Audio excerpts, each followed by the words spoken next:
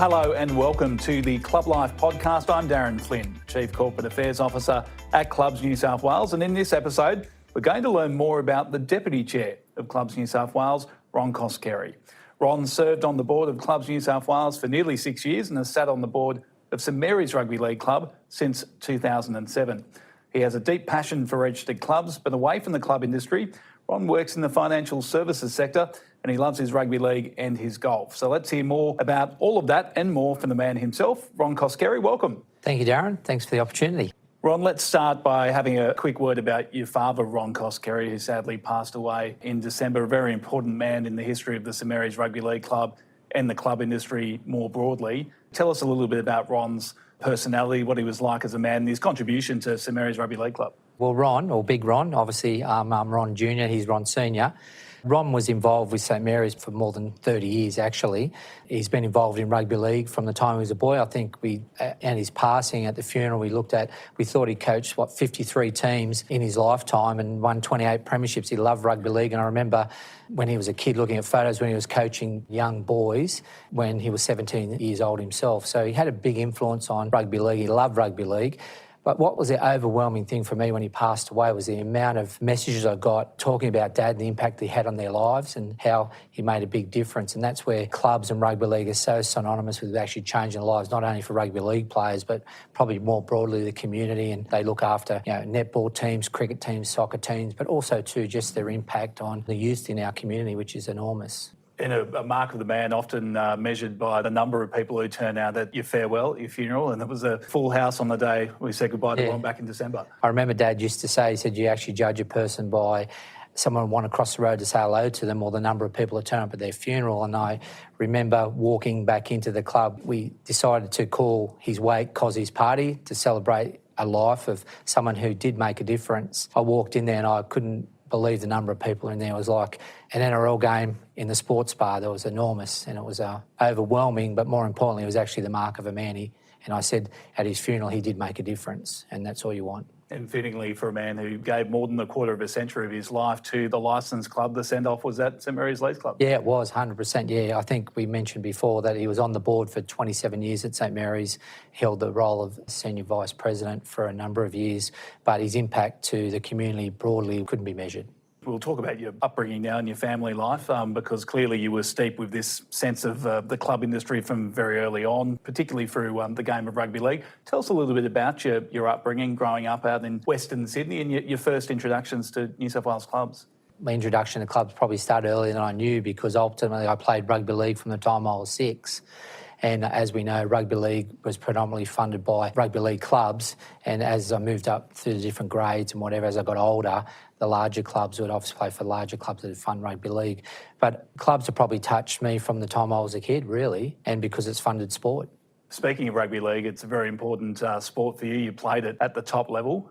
You played at a couple of clubs at Penrith and Canberra at almost the peak of their powers. So the Canberra side of the late 1980s, early 1990s is one of the greatest rugby league teams ever assembled. And of course, Penrith in the late 1980s had players like Greg Alexander, Mark Geyer, Steve Carter. What was it like being around? I know you didn't play a large number of first grade games. It would have been very challenging in that environment. What was it like being around some of the best players to ever pull on a rugby league jersey? It was fantastic. When you talk about that era, you talk around my era is probably between the late 80s to the early 90s.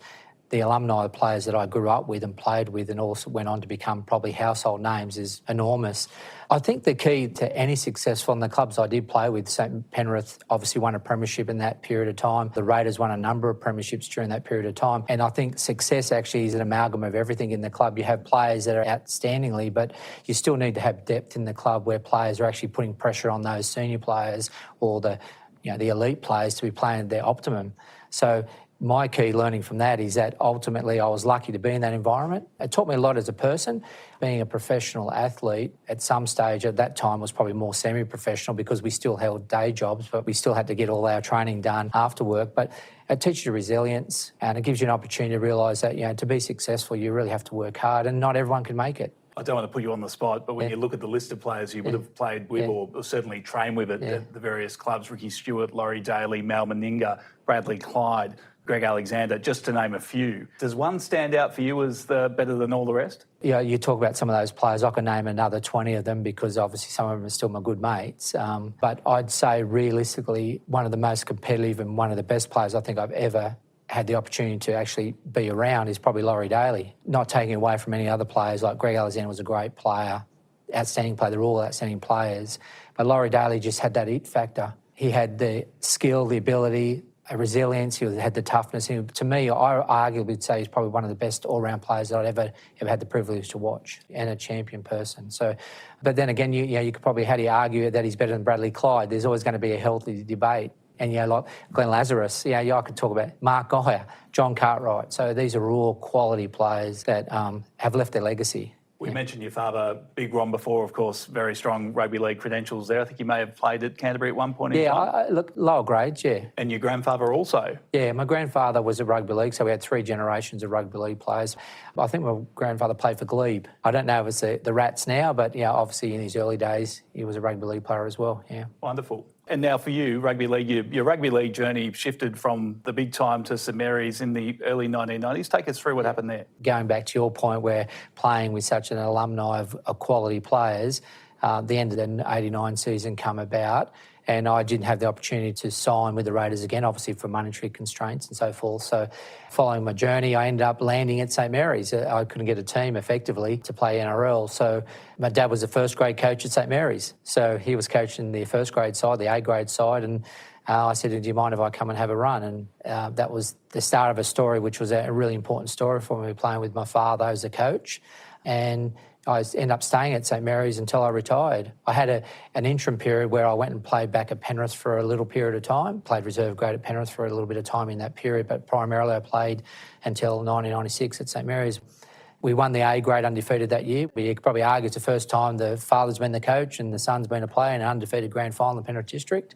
And then we actually then started the board, which was great decision-making from the board, decided to progress into higher levels of rugby league, and we moved into, they call it the Metropolitan Cup then now, which is basically the New South Wales Cup now. And I ended up fortunate enough to play a number of years, won a number of premierships in the Metropolitan Cup, and I was lucky enough to obviously get some representative selections in some of the New South Wales side and the Australian residents team. You then moved into the financial sector. Yeah.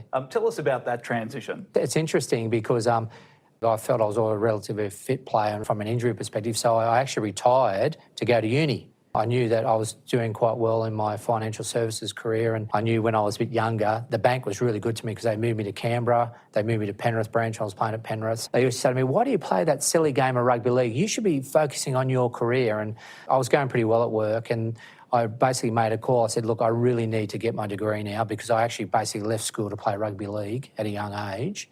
I retired from rugby league and I went to uni for 5 years and did a degree in accounting and finance. Just on that, obviously the game's gotten better at transitioning players from a football career into a post-footy career. Yep. How challenging was it back in the 80s and 90s for players? I know you're already working, but that planning for a lifetime career was put on hold for such a long period of time. Did that present challenges for you? I don't know, I'm speaking on behalf of everyone else, but when you're playing rugby league, it's actually nearly a passion, it's a dedication. So you're very blinker focused and orientated. So your main goal is to be the best rugby league player you can be, and you're in an environment where everyone's the same. So if I think back, I probably was lucky that I actually probably listened to my mother. My mother said, well, if you want to be a footballer, you need a good job with it. And because my mother worked in a bank. So I sat for a bank test and then I passed the test, and Mum said, well, if you now the bank hire you, and so I basically that's how I started. So realistically, I probably wasn't thinking about a career, I was thinking about playing rugby league, and I was just lucky that it worked in tandem. And at that time, you didn't have to make a choice between a career because you had to work, because whilst you had financial compensation for what you did, you couldn't live full-time on it or buy a house with it. And obviously a great move because you're still in the financial services sector all these years later. Let's fast forward to 2007 when you joined the board of St Mary's Rugby League Club. Obviously your father was the reason why you were introduced to the football club. Tell us why you decided to serve on the board. Obviously, St Mary's is a very successful club, but what I did see, and I've got a lot of lifetime friends from St Mary's, but those lifetime friends, I'd had touch with them certain parts with rugby league, particularly like people like Warren Smith. Warren Smith, I remember Warren being involved in rugby league from the time I was a boy. Well, he was actually the chairman then, and the board always continued to put back to the community. So they were always focused on rugby league. They had a charter. So as it turned out, unfortunately, we had one of a long-term board of director, Peter Barwick, who was a champion guy. I'd known Peter because I was friends with his son when we were little guys, had passed away from an illness. There was a board vacancy, and then Warren approached me and said, would you be interested in actually coming on the board? And I didn't hesitate for the simple reason because I knew what all the directors do every day in, day out and what they'd actually achieved. And one thing about St Mary's that is very clear, you understand the history of the club. We all know what transpired there, why in 1908, we fast forward to today, they started and what their charter was. The players knew there was a bigger greatness, and so I was playing there, so I felt that. And I coached there for a little while before I would come on the board as well. You mentioned the history of the club there. Yeah. It's remarkable in the licensed club industry in particular. It really is probably the last big club we've seen established in New South Wales back in 1982. Yep. Tell us a little bit about those formative days for the club. Yeah. It's interesting, we've come a long way. We're now a large corporation. We employ over 200 people. It was always a community club. So, for example, Bill Webster was the original general manager. Bill would be on a ladder changing light bulbs. And so there was this greater good, everything worked for this greater good. I remember when I used to first started playing there and you wouldn't have any hot showers down at the Kingsway, so I'd just get my footy bag and go to the club and have a shower in the staff area to have a hot shower. It was always a community club. And the same thing, that obviously we've got bigger and we've got more regulation, compliance, governance and all that sort of stuff, but it still has that feel of actually a club that you're a part of. And plenty of foresight from the board back in the late 1970s, early 80s, when a property deal essentially gave them the opportunity to establish what is now one of the most impressive registered clubs in New South Wales, with I would say, a very high-level sporting stadium out the back. Tell us about the move that they made in the early 80s that allowed them to set up shop where they currently are. Obviously, we used to, St Mary's used to run its main field out of near where Kmart is in St Mary's, and they used to call it the Green Shed, where the dressing rooms were. Well, obviously the Junior Rugby League Board at that time knew that they could get a commercial benefit of actually selling that land. So they sold that land and then they reinvested that money into the land we are at the moment, which is our full stadium. We actually have a 123-room hotel, we have an event centre, we have a sports bar. They knew that that was the way the club needed to go, so they invested that money and built a club. They needed something that provided sustainability. So in other words, they had a rugby league club, but now they actually have a licensed leagues club, which is charter was rugby league, and they could generate enough money to fund the community. But not just rugby league. From the early days, they've always funded a lot of other things like soccer, baseball, anything you name it, the club does it. It goes beyond sport too. We do a lot of stuff for the children in the community, particularly around making sure that they have an opportunity to be the best they can be. And for example, we run programs like a Kokoda leadership program over the years where we send some Year 12 students to go to Kokoda, and then they'd be our ambassador for a year. So they learned that confidence of actually being part of the community. Does it sadden you at all, knowing that we're not seeing new clubs pop up around the place like we did with St Mary's back in 1982? They're few and far between these days. Is that something that disappoints you as a club man, that we're not seeing new clubs popping up around the place? It's an evolution. So as you see, like for example, I live in Western Sydney, and you know Western Sydney, for example, has every 1 in 10 Australian lives in Western Sydney. So over our population, 1 Australian lives in Western Sydney, and it's growing quickly. It's got a lot of underdevelopment land there. What we are seeing some of our clubs that actually are trying to do greenfield sites and brownfield sites, which is great. I'd encourage a lot of their clubs to don't be afraid to take on the challenge, because as our community continues to evolve in Western Sydney particularly, the need for the clubs and what they do is beneficial and really important. So look, I think the timing, I don't think we're behind the 8 ball. The guns started in Western Sydney, but there's still opportunities for a lot of clubs. And I know for our club, we've explored opportunities to add value to the community. Now, before we move on from your time at St Mary's, you did serve on the board with your father, which not many people can say they've actually done that. Tell us about that experience. Obviously, people that know my father pretty well know us pretty well. Dad's pretty much a straight shooter, was a straight shooter. Me and Dad had similar views but different views, and we were very comfortable to not agree and agree to disagree. So it was not a personal thing. And one of the things I say to people, one thing that's a really special thing on St Mary's board is that everyone on the board's there for the right reasons, whether you're father, son or brothers, and the ability to have their independence to talk about stuff. So I've known a lot of the board members at St Mary's for a long time. It's got to a stage where it's probably more comfortable to say what you want to say because you don't have to worry about the repercussions of actually saying something that other people mightn't agree with. So that's the same theory with Dad. We never had any problems dealing with me and Dad being on the board. Dad was the vice president, but also there's protocols and respect. They've been doing it a long time. Now, let's fast forward to 2019. Yeah. You're working in a very senior role, a financial services institution. You're on the board of St Mary's Rugby League Club. You probably don't have a lot of time up your sleeve away from family, but you've decided to join the board of Clubs New South Wales back then. Tell us what motivated you to take on that role. How it started is our CEO, for example, when I was in the bank I was working with, went to an investor meeting and actually got a little bit blindsided about an issue regarding gaming. And I overheard what transpired in the corridor, so to speak, and then I thought, really, I've got to get on the front foot with this. Then I approached Anthony Ball, the pro CEO around Clubs New South Wales, around we need to educate our key stakeholders, being the major financial institutions within the industry, because they provide a lot of funding for us to grow and build infrastructure. And as it turned out, that direct approach Clubs New South Wales for them to come and speak to that financial institution, but then cross-pollinate across the industry, was a touch point with Anthony. And then, as it turned out, a year or so later, that connection with Anthony, doing some work with the club industry at that time, probably impromptu, what the word was, because I knew I could make a difference. And the bank I was working at the time actually changed its policy around club industry based on that interaction, which was really good. And then Anthony asked, would I be interested in actually taking a role on the board of Clubs New South Wales, which I didn't hesitate. Primarily, people say to me, you're a busy person, Ron. I'm a busy person, but I'm not outside my bandwidth. That's really important. So obviously, I have enough time to do what I do, all of them effectively. And pretty much Clubs New South Wales and St Mary's are more my hobby and passion as opposed to a chore, because ultimately what the club industry does for its community is enormous. And I feel that my contribution to there is important. You referenced there some of the financial institutions' views in relation to lending to what they would consider gambling interests, such as clubs. Is this an area where clubs should be particularly concerned in the years ahead that there might be a change? We've already seen some of the lenders move in this direction. Do you think it will be increasingly difficult for certain industries to continue to access funding from financial institutions? It's a direct question and it's an important question. My first reaction to your point is that no, they won't have a problem.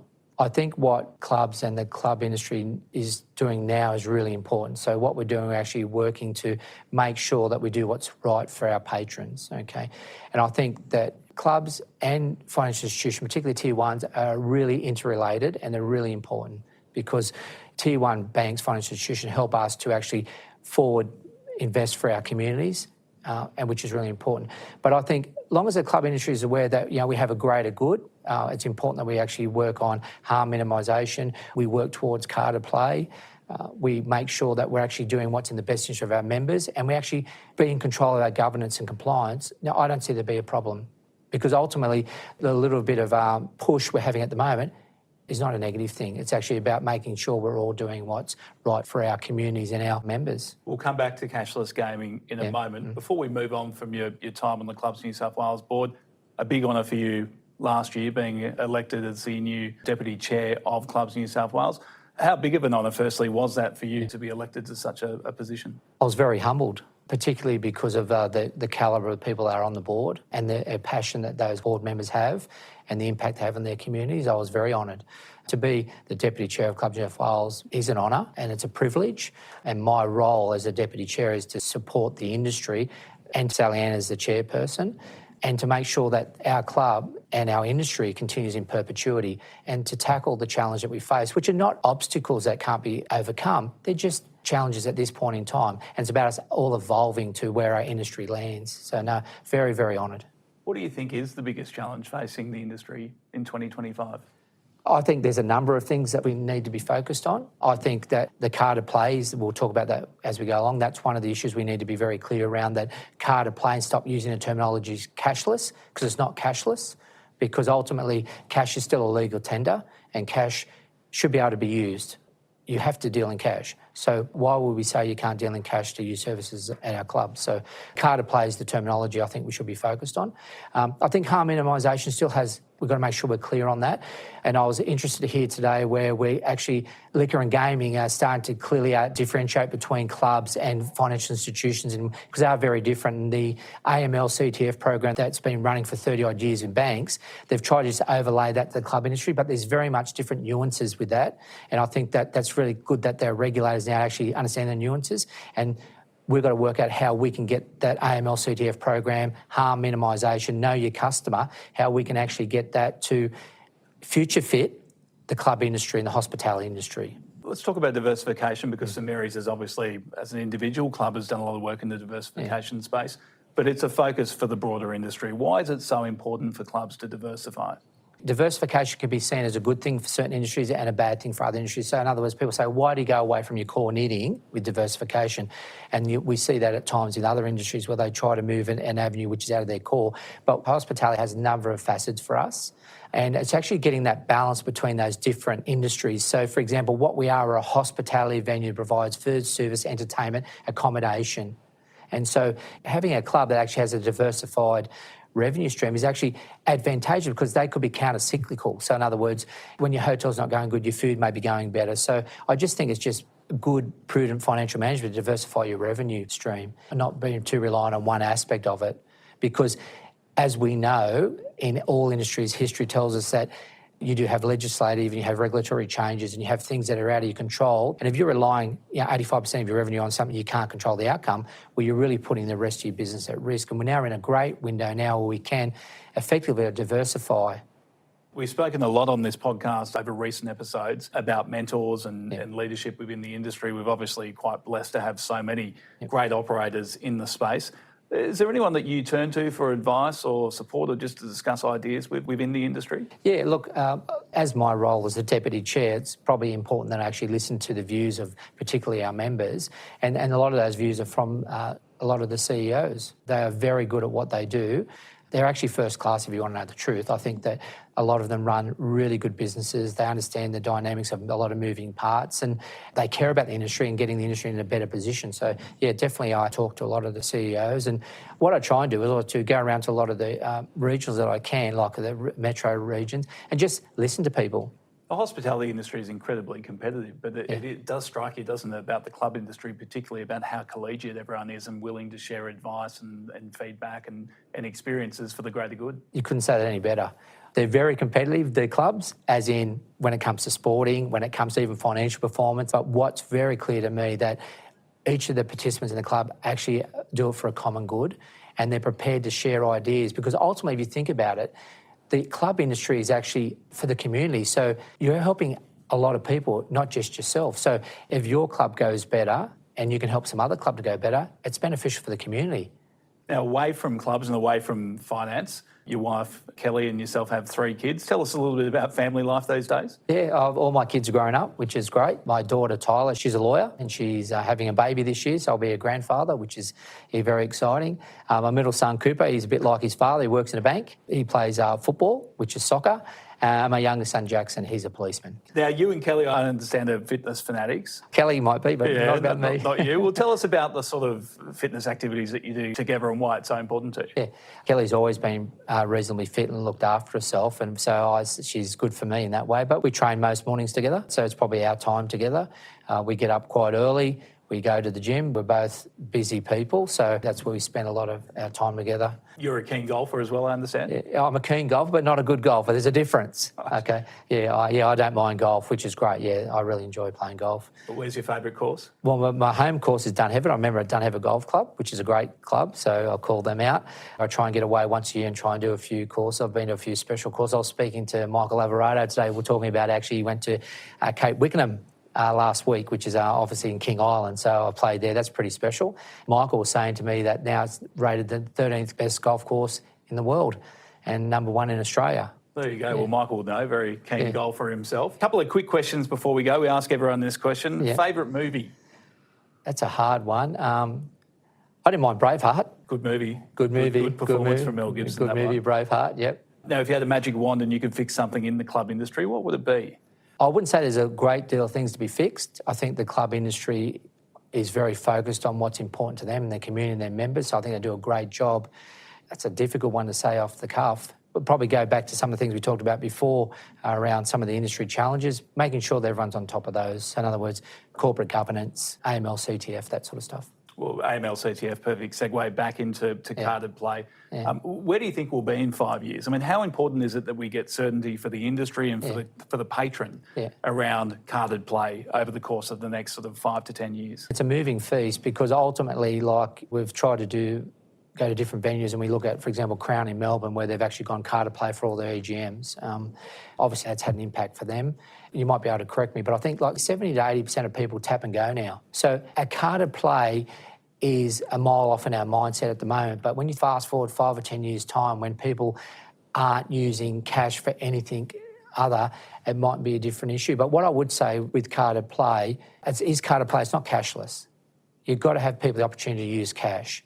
And I think that's really important. So, and the club industry has been a long-term advocate for the introduction of cashless payment options on poker machines. But as you say, cash needs to be part of the mix. And to your point, I think what's really important that the industry needs to control its own outcomes and not let third parties determine which way they go. And I think the best way for us to determine us to control our input is to be on the front foot, is to be proactive in the things that our industry needs to deal with and not let third parties control our outcome, because usually third parties control an outcome for their own personal interest, not for the interest of our members or our clubs. And Ryan, one final question before we go. Why will registered clubs still be around in 100 years' time? I think they'll be around for 100 years' time because the value of registered clubs, their values and what their charters are, the charters are about people. All the money that makes goes back to the community. It's a mutual, it's a rare thing. And I think when decisions made for financial investment, it's usually community first. That's $1 second, which is once you've got things that are built on values, which are there to help people, it's humanity. So we'll be here in 100 years' time, no worries. Ron Coskerie, thanks for your time. It's a pleasure. Ron Coskerie there, Deputy Chair of Clubs New South Wales. And that's all we have time for in today's episode of the Club Life podcast. Thanks for listening. If you're a new listener, don't forget you can listen to our back catalogue of interviews. Catch up on clublife.com.au, Apple, Spotify, or wherever you're consuming this podcast. Search Club Life Podcast to find us, and make sure you subscribe so you never miss an episode. If you have a suggestion on who might make an interesting guest, get in touch with the team by emailing clublife@clubsnsw.com.au. Thanks for listening, and bye for now.